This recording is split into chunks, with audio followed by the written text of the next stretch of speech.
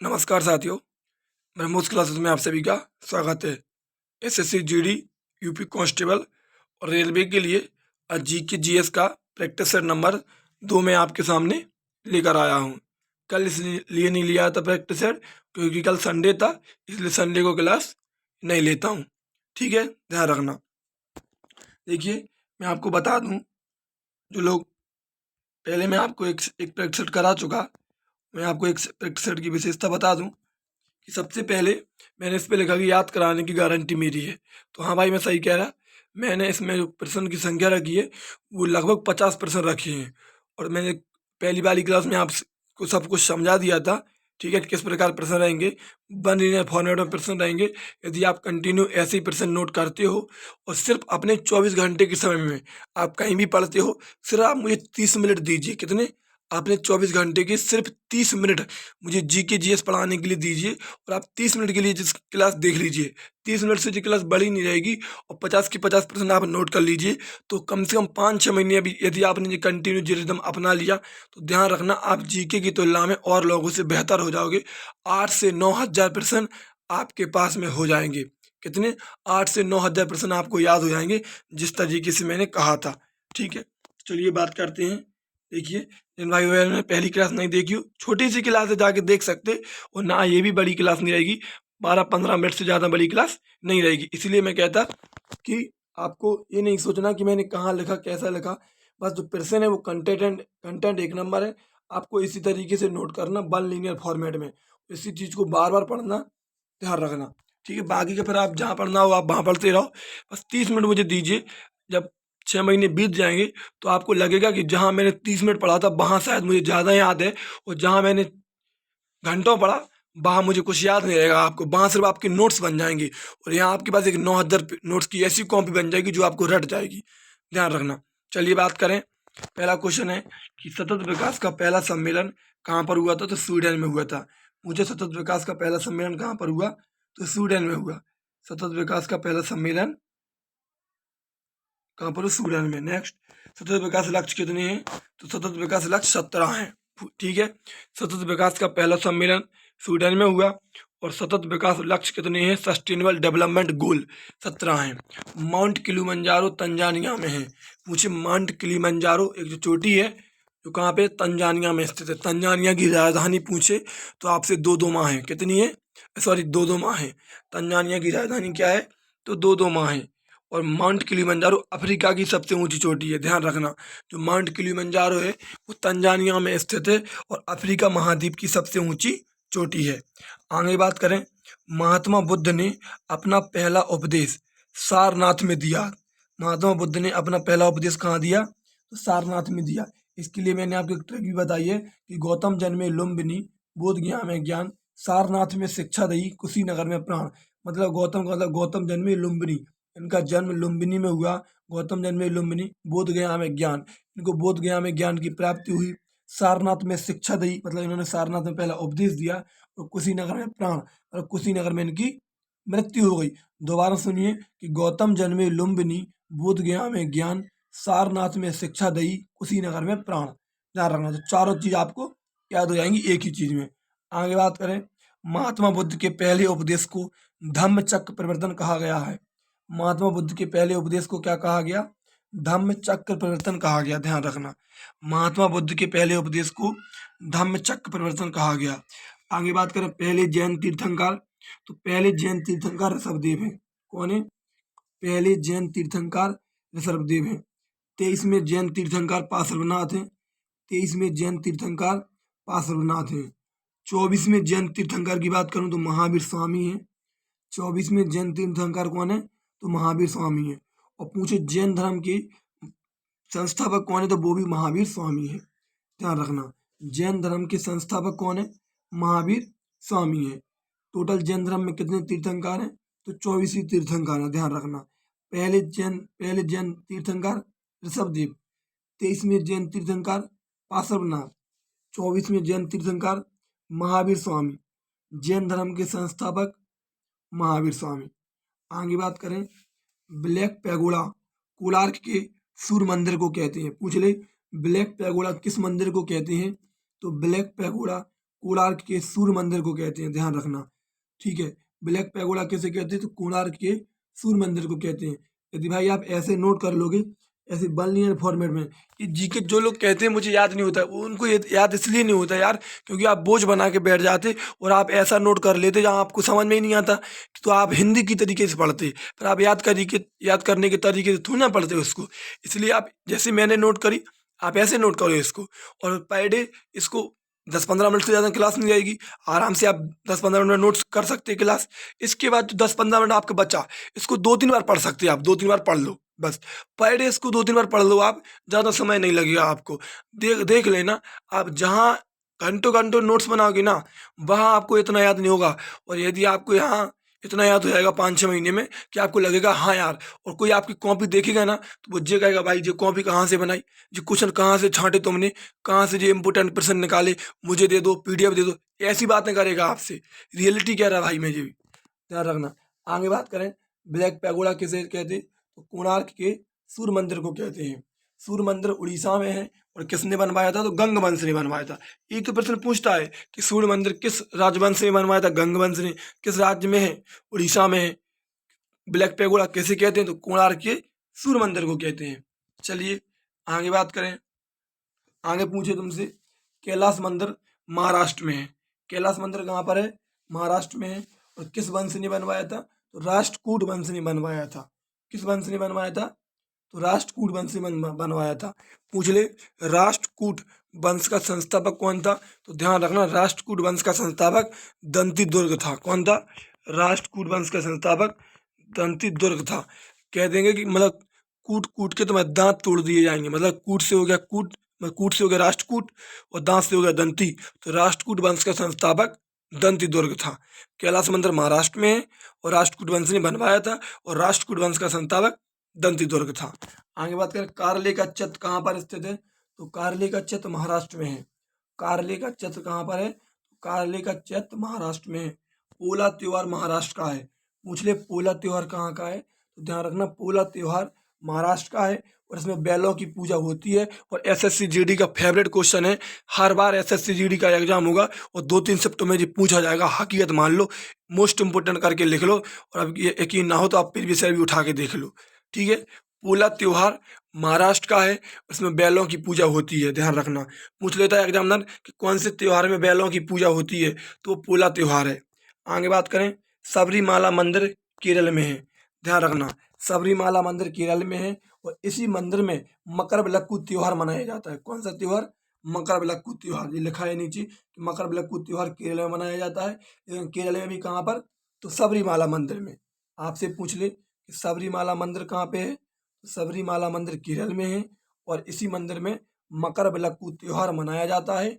उस जो सबरीमाला मंदिर है वो लॉर्ड अयप्पा को समर्पित है। किसको? लॉर्ड अयप्पा को समर्पित है, ध्यान रखना। ठीक है, आगे बात करते हैं। देखिए, पूछे विरूपाक्ष मंदिर कहाँ पर स्थित है? इंपोर्टेंट है। विरूपाक्ष मंदिर कर्नाटक में स्थित है। विरूपाक्ष मंदिर कर्नाटक में स्थित है।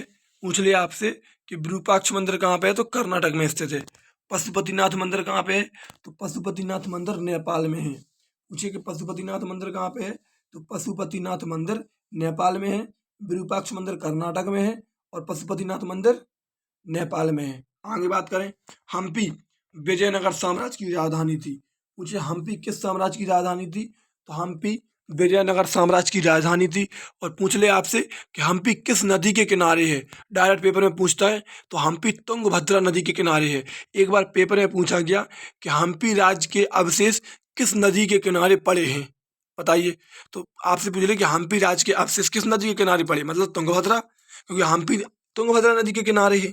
ध्यान रखना, हम्पी विजयनगर साम्राज्य की राजधानी थी, और किस नदी के किनारे है?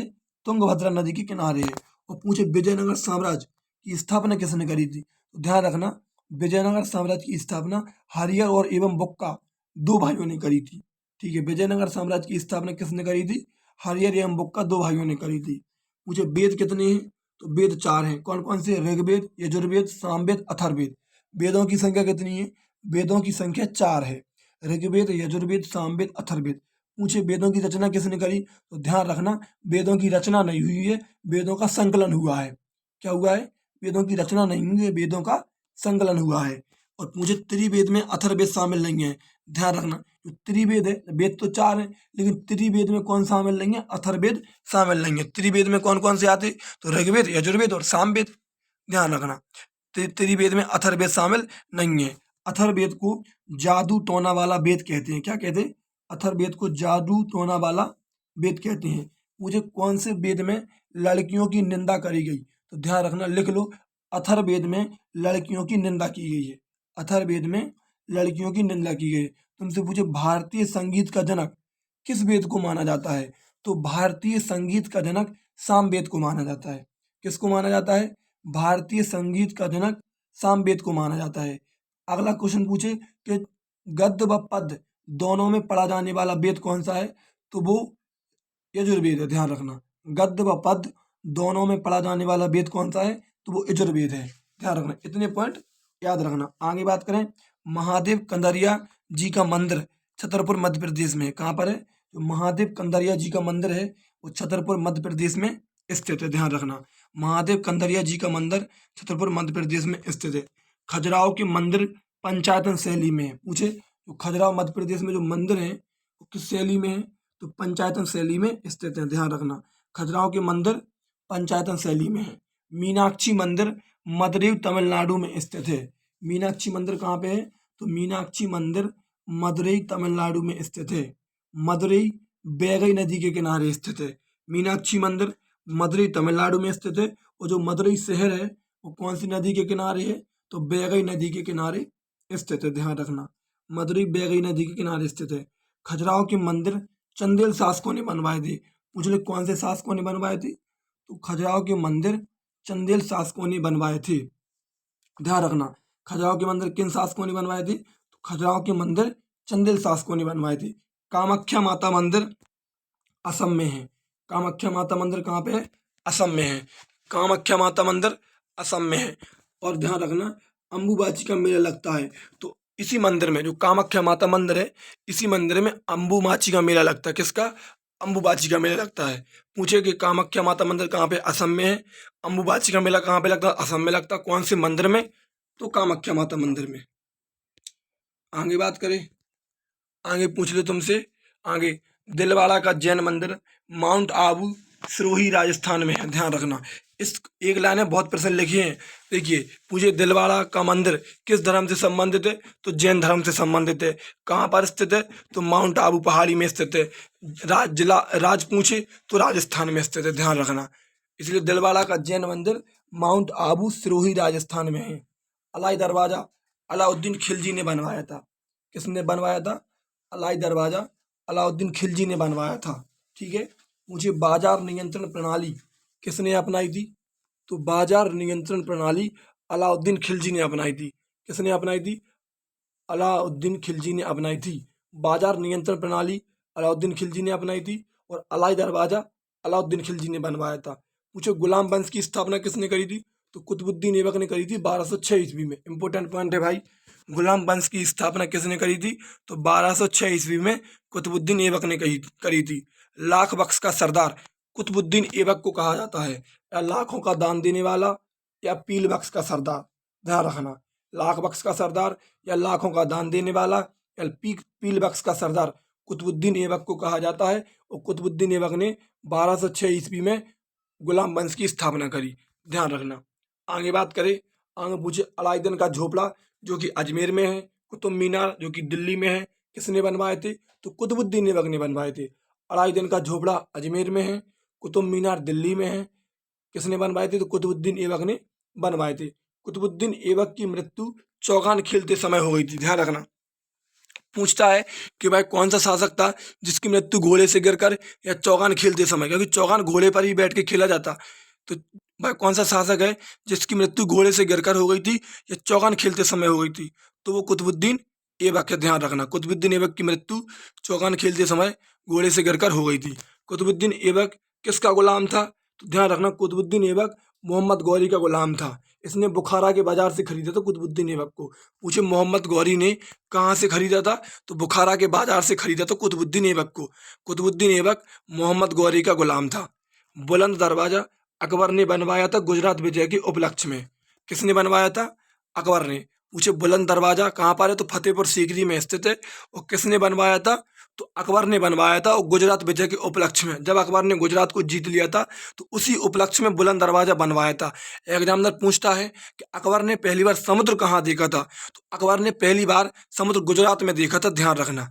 आगे बात करें, हुमायूं का मकबरा चारबाग शैली में स्थित है। पूछ ले, हुमायूं का मकबरा किस शैली में स्थित है, तो हुमायूं का मकबरा चारबाग शैली में स्थित है। और किसने बनवाया था, तो अकबर ने बनवाया था, ध्यान रखना। हुमायूं का मकबरा चारबाग शैली में स्थित है और अकबर ने बनवाया था। हुमायूं के मकबरे को पूर्व का ताजमहल कहते हैं, पूरब का ताजमहल कहते हैं। हुमायूं के मकबरे को पूरब का ताजमहल कहते हैं, ध्यान रखना। पूछे हुमायूं के मकबरे को क्या कहते हैं, तो पूरब का ताजमहल कहते हैं। आपको मजा आ जाएगा भाई, गारंटी ले रहा मैं। ऐसा कंटेंट और ऐसे पॉइंट कहीं नहीं मिलेंगे। सब लोग पूरा छपवा के रखवा देते, लेकिन मैंने आपको एक प्रैक्टिस सेट चलाया।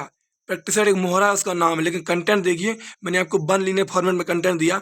और डेली में आपको 50 से 55 क्वेश्चन, मैं कल वाली पहली क्लास में सब कुछ समझा चुका। मैंने कहा था यदि आप 10 लोग पढ़ोगे तो मैं 10 को भी पढ़ाऊंगा बस। लेकिन आप पढ़ना, यदि मान लो आप लोग कंटिन्यू नोट कर रहे हैं, इनको 30-40 मिनट दीजिए आप सिर्फ।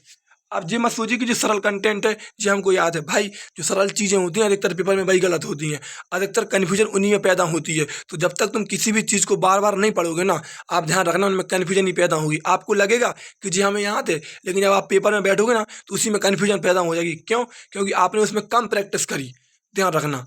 इसलिए इस तरीके से प्रैक्टिस करोगे ना तो आप भाई जीके की तुलना में और लोगों से बेहतर कर पाओगे। जो जीके कोई नहीं कर पाता वो आप भी नहीं कर पाओगे, क्योंकि आप यूपी कॉन्स्टेबल में खुद देख लो, जो करने लायक प्रश्न आ रहे थे वो 18-20 प्रश्न आ रहे थे। बाकी के प्रश्न कोई नहीं कर पा रहा था, चाहे उन्होंने पेड कोर्स लिया हो चाहे कुछ कोर्स लिया हो। करने वाले जो सब कर पा रहे थे वो तुम कर पा रहे थे। इसलिए पढ़ो ऐसा कि आप कर पाओ बस, और आपको कन्फ्यूजन पैदा ना हो। और कुछ लोगों ने क्या किया, ज़्यादा पढ़ लिया तो उसी में ना कर पाए, वो 10-10 पे रह गए। समझ रहे? इसलिए आप इसको नोट कर लो। यदि मान लो मैं आपको पर डे, मेरे पास काउंटिंग रहती है इन क्वेश्चन की, मैं आपको लगभग 50 से 51 क्वेश्चन कराता पूरे एक दिन में। और मान लो कुछ क्वेश्चन मैं एक्सप्लेन करके बताता हूँ, लगभग 60% हो जाते। एक महीने में 1800 प्रश्न हो रहा है, और लगभग 5 या 6 महीने यदि आपने 5 महीने क्लास ले ली, 18×5 = 90, 9000 प्रश्न हो रहा है भाई। और यदि आपने 6 महीने क्लास ले ली तो वही लगभग 10,600 10,800 प्रश्न हो रहे हैं। सोचो इतने प्रश्न आपको याद हो जाएंगे एक कॉपी में, आप मोटी सी कॉपी बना सोचो ना एक बार। ये सोचने वाली बात है यार, ये पढ़ने के तरीके कहते हैं इनको। तो वो आप पे डिपेंड है कि आप इस क्लास को कैसे ले रहे हैं। मैं आपका ज़्यादा समय भी नहीं, ऐसा नहीं कि 2.5 घंटे तक क्लास चल रही, 15-20 मिनट तक की क्लास रहती, 5-10 मिनट आप इसके बाद में पढ़ लो। मैं सिर्फ आपसे 30 मिनट मांग रहा आपके 24 घंटे की, कि आप 30 मिनट मुझे दो, जहाँ आपने घंटों पढ़ा होगा उससे बेहतर आप यहाँ सीख के जाओगे। चलिए आगे बात करें। चित्रकला का स्वर्णकाल जहांगीर के काल को कहते हैं। चित्रकला का स्वर्णकाल जहांगीर के काल को कहते हैं। वास्तुकला का स्वर्णकाल शाहजहां के काल को कहते हैं। ठीक है, चित्रकला का स्वर्णकाल जहांगीर के काल को कहते हैं। वास्तुकला का स्वर्णकाल शाहजहां के काल को कहते हैं। पंचमहल फतेहपुर सीकरी में स्थित है। कहाँ पर? पंचमहल फतेहपुर सीकरी में स्थित है। गायत्री मंत्र सूर्य भगवान को समर्पित है। पूछ ले गायत्री मंत्र किसको समर्पित है, तो गायत्री मंत्र सूर्य भगवान को समर्पित है। गायत्री मंत्र ऋग्वेद के 3रे मंडल में है। पूछे गायत्री मंत्र ऋग्वेद के कौन से मंडल में है, तो गायत्री मंत्र ऋग्वेद के 3रे मंडल में स्थित है। ऋग्वेद के 9वें मंडल में सोम का वर्णन है, सोम भगवान का वर्णन है। ठीक है, आगे पूछे ऋग्वेद के 9वें मंडल में किसका वर्णन है, तो ऋग्वेद के 9वें मंडल में सोम का वर्णन है। चलिए लास्ट स्लाइड है, देखिए अभी वीडियो कितनी 18-19 मिनट हुई है। और ऋग्वेद में टोटल कितने मंडल हैं, 10 मंडल हैं। ऋग्वेद में टोटल 10 मंडल हैं। ऋग्वेद में 1028 सूक्त हैं। ऋग्वेद में कितने सूक्त हैं, 1028 सूक्त हैं। पूछे विधि आयोग का गठन विलियम बेंटिक के समय हुआ। भारत में विधि आयोग बनाया गया, इसका गठन किसके समय हुआ, तो विलियम बेंटिक के समय हुआ। विधि आयोग का पहला अध्यक्ष किसको बनाया गया था, तो मैकाले को बनाया गया था। गठन विलियम बेंटिक के समय हुआ, अध्यक्ष इसका मैकाले को बनाया गया। और पूछे भारत में अंग्रेजी शिक्षा का जनक किसे कहा जाता, तो भारत में अंग्रेजी शिक्षा का जनक मैकाले को कहा जाता। ठीक है, ध्यान रखना भाई। ये आज की क्लास थी। आपसे मैं बार बार कहूँगा, यदि आप 10 लोग पढ़ोगे मैं 10 को पढ़ाऊंगा। मैं ये नहीं सोचूंगा कि मेरे चैनल पर व्यूज नहीं आ रहा यार, मैं इतना मेहनत से बना रहा। आपको लग रहा होगा ये 20 मिनट की वीडियो है, ये भाई ये 20 मिनट की वीडियो है ना, लेकिन इस वीडियो को पीछे इसकी जो मेहनत रहती वो कम से कम 1.5 घंटा लग जाता भाई। पहले इन पूरा कंटेंट को नोट करना, इसी प्रकार से पूरे क्वेश्चन का स्क्रीनशॉट लेना, फिर आपको क्लास बनाना, तो लगभग 1.5 से 2 घंटे लग जाते हैं पूरी क्लास बनाने में। लेकिन आपको 10 लोग भी पढ़ोगे तो मैं आपको 10 को पढ़ाऊंगा। बस आप पढ़ो और आप यकीन मानना, आप सिर्फ 30 मिनट दो अपनी ज़िंदगी की मुझे, आप और की तुलना में बेहतर कर पाओगे। प्लीज़ वीडियो अच्छी लगी है तो चैनल को सब्सक्राइब करें और वीडियो को शेयर करें। जो भी आपके दोस्त तैयारी कर रहा है, जिनको जीके में वीकनेस फील होती, ये उनके लिए रामबाण साबित होगी। ठीक है, उन तक शेयर करें और अपने दोस्त को यार अपना भाई मान के मुझे सपोर्ट किया करें। अभी आपके सपोर्ट की ज़रूरत है। यदि आप लोग देखते हो तो प्लीज़ इतने चैनल सब्सक्राइब करें, तो इसको भी सब्सक्राइब का बटन दबा दिया करें यार, तो मेरा भी हौसला बढ़ेगा। ठीक है, धन्यवाद।